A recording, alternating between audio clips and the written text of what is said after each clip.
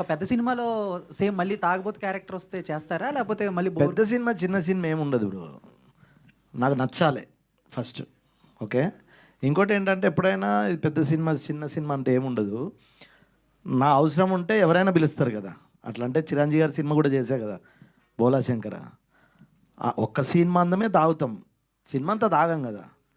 అట్లా కొంచెం అవాయిడ్ చేద్దామని. కొంచెం నేను బాగానే ఉన్నా కదా, బాగాలేనా మరి?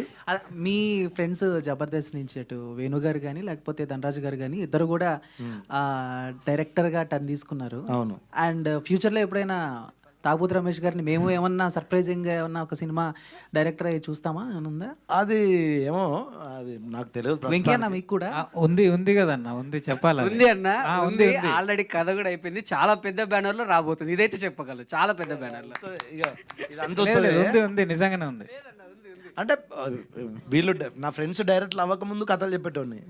కాకపోతే మనల్ని నమ్మి ఎవరో ముందుకు రావాలి. అది మన చేతులు ఉండదు, మన టైం అన్న తెలిసిపోయింది, ఓపెన్ అయిపోయింది.